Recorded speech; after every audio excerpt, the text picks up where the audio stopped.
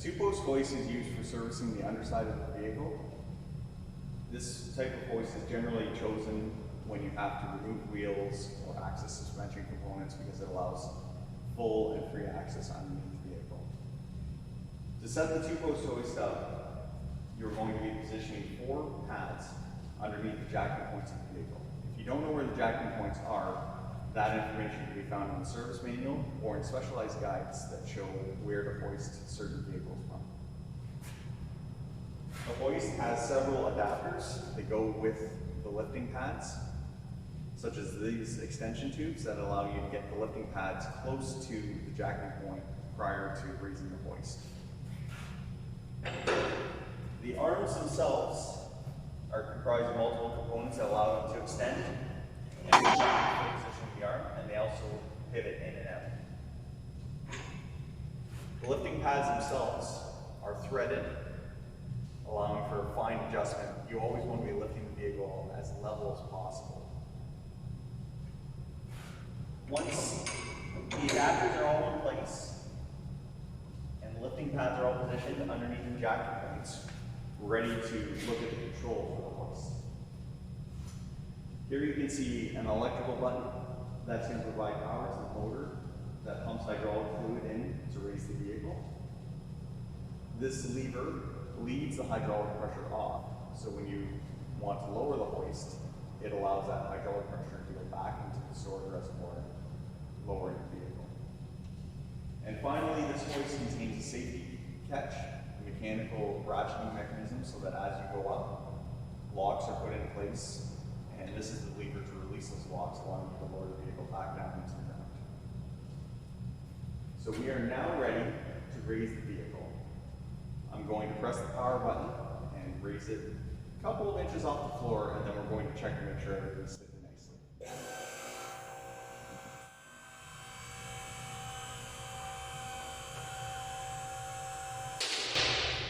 Now that my tires are just off the floor, I can perform what's called a balance test.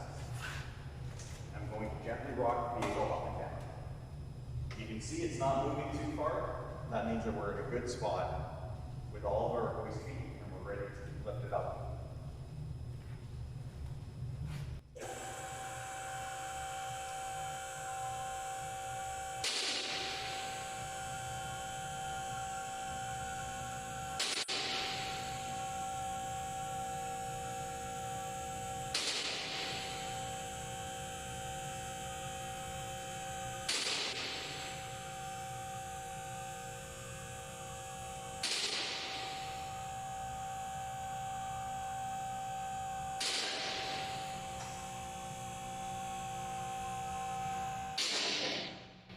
Now that we've reached the desired height, there's one final step before we're able to work on the vehicle. Currently, all of the weight of the vehicle is resting on the hydraulic cylinders and the cables that link them together. That is fine for short bursts when you're raising and lowering the vehicle, but you never want to be working relying on those cables to hold it. We heard the ratcheting mechanism engage as we kept going up, and we're just going to rest the weight of the vehicle on that mechanical ratcheting mechanism. So now that the vehicle is sitting on there, you can see it's not dropping even though I'm holding the lever. We're now safe to work on the vehicle or travel underneath the vehicle without fear of falling.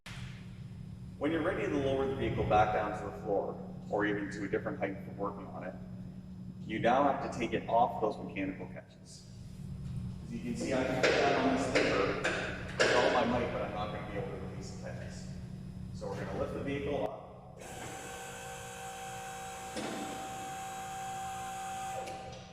And now I should be able to push this lever all the way down.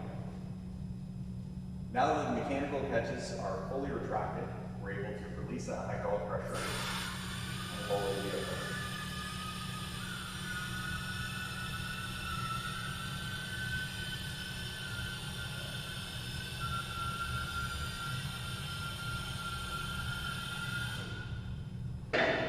If you're continuing to work on the vehicle, you want to make sure before you start working on it again, even at the new height, that you set it down onto those mechanical catches. However, if you're going right to the floor,